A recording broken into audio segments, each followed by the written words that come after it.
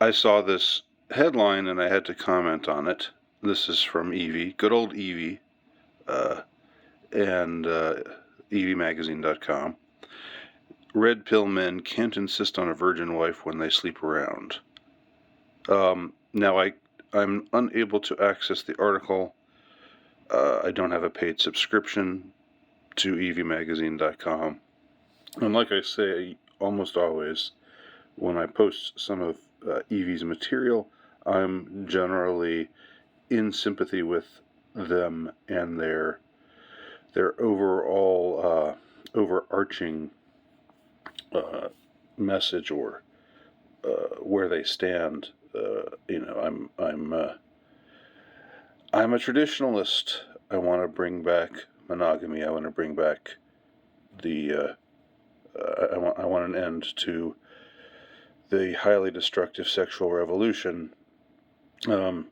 So I think at the core, I'm in sympathy with EvieMagazine.com, but I think Evie has, their target audience is women, especially young women, and so they tend to take a certain focus on men's activism, or the manosphere, or red pill men, or whatever you want to call it,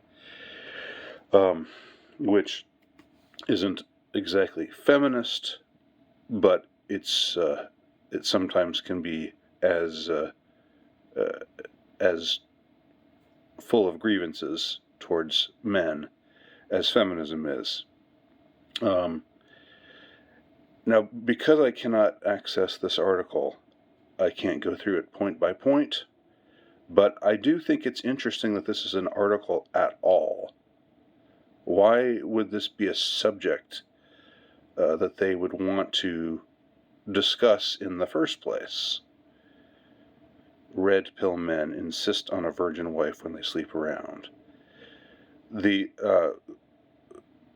message, I believe, is that if you have a lot of sexual partners and you're a man, then you're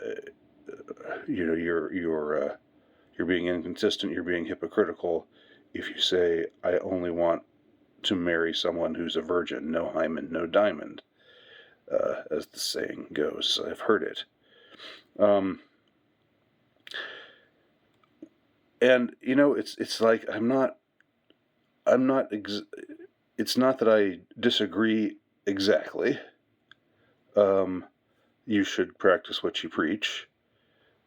No, men and women are different, yeah, but I mean, chastity is still chastity, and etc. and so on. But why is this an issue? Why is this a problem? Why is this something that they feel like they have to write an article about? Expressing a grievance with this way of thinking.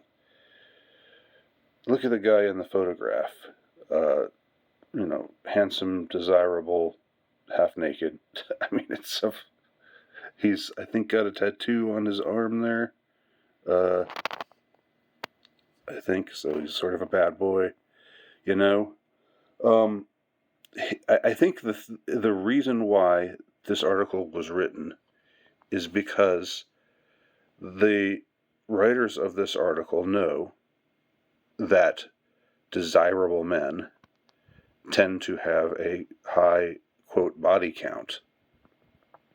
And desirable men tend to have a high body count because they're the only ones who really have it easy today.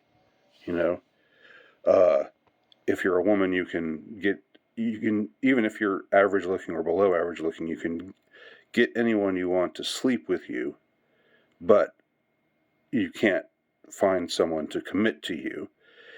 Even if you're a highly attractive woman, it's harder to find someone who will actually commit to you. But if you're on the top whatever percentile of men, then you can get lots of women to sleep with you and not have to commit to any of them.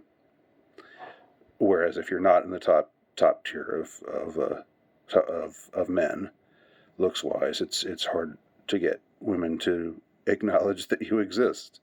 I mean, this has been hence the quote unquote male loneliness epidemic. This is I'm spitting facts here. I'm not. this isn't something that everybody doesn't already know. I guess there's some people in denial about certain aspects of what I've just said, but that's basically why things are so messed up in the relationships between the sexes in the Western world right now. The only people who have it good, quote unquote, are the top tier of men, because only men see sleeping around, see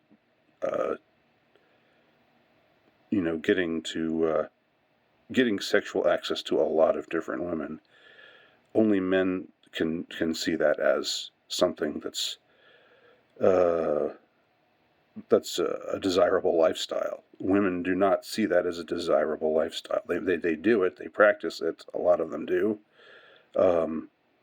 but it doesn't make them happy. Now, does it truly make men happy in the deepest sense if they are able to sleep around? No, just like it doesn't make men happy if you're totally rich or famous or that those things don't bring happiness either. But it's more of a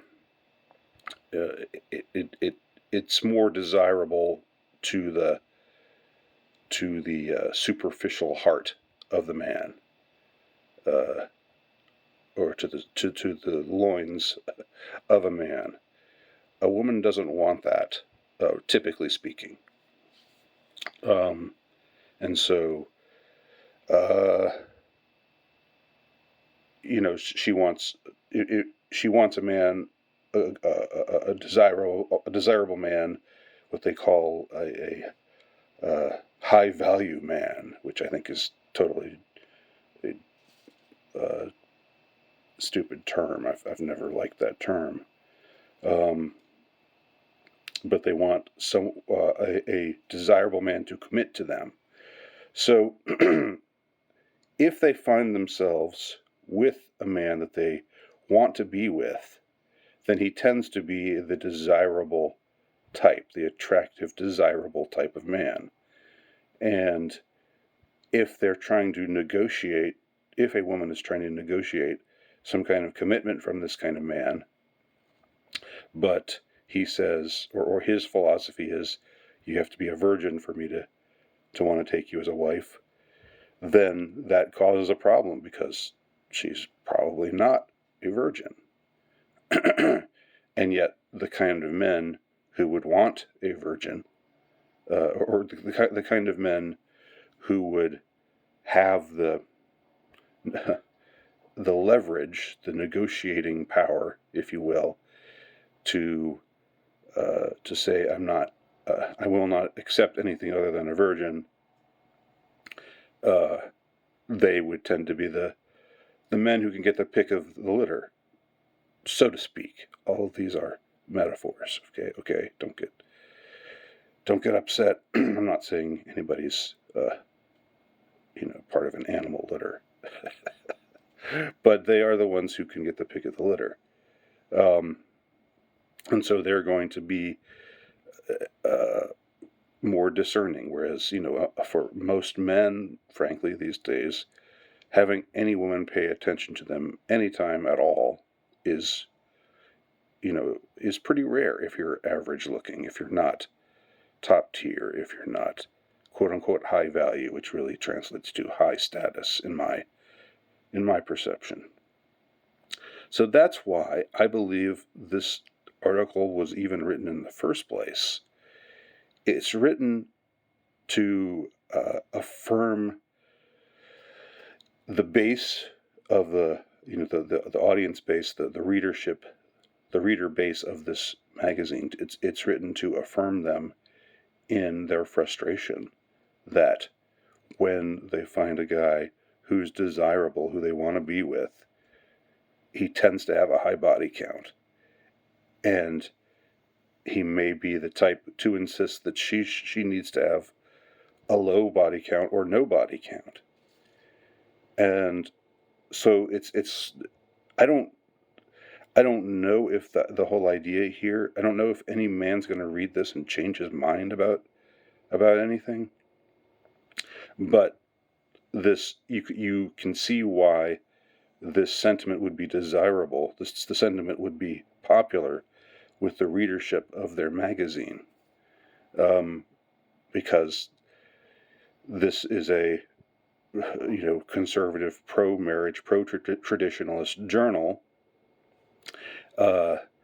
So they are not doing the Cosmo thing. They're not doing the hey, date the bad boys, get that out of your system, and then when you're in your 30s and you're practically infertile, then you can settle down with a nice guy, like Sheryl Sandberg said in that awful quote, which really speaks for the current state of feminism. It speaks for their mindset. But in this case, they on the surface it seems like a fair point, and it is up to a point a fair point. Although men and women are different, and a man who is able to get a lot of women to sleep with him is different from a woman who is able to get a lot of men to sleep with her, because that's pretty much any woman who is willing. Whereas a man can't just be willing, he also has to be actually desirable. Because women don't just sleep with anyone. He has to be somebody who has these attractive qualities. I mean, why not? If it were otherwise, then why not have this article say, don't marry men if they have a high body count? Why would the article not say you should the female equivalent of no hymen, no diamond? If chastity was valued in the quote unquote sexual marketplace by women, if it were seen as a desirable thing in men, then why not just say we'll only date virgins? Because they know that will mean that they'll probably be stuck with men that they won't want to be with. The men that they do want to be with probably have been with a lot of women. I mean, that's the sad, cold, hard fact. So that's why this is like they're trying to say men should lower their standards about women or men shouldn't exclude women who sleep around from the notion of marrying. I think it's only because they want these kinds of men, and they don't want to change their standards. I won't say lower their standards, but change their standards. Maybe look for the kind of man who's not as superficially appealing, but who may make a better husband, who would definitely make a better husband, almost certainly, than this kind of guy, because this is the kind of guy that they want. So they want to change the kind of guy that they want to be with to make him be more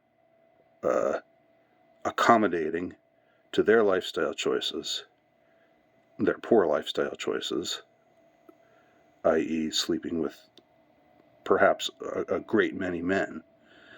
They'd rather do that than say, forget it, I'm going to look for a different kind of guy, maybe one who doesn't quite look like this, but maybe one who would make a better husband. They don't want to do that because, again, the heart wants what it wants, in Woody Allen's notorious quote, and the loins want what they want, regardless of whether you're a man or a woman. And if you're a woman, you tend to want this kind of guy, and that's the way it is. What do you think? Leave your comment below.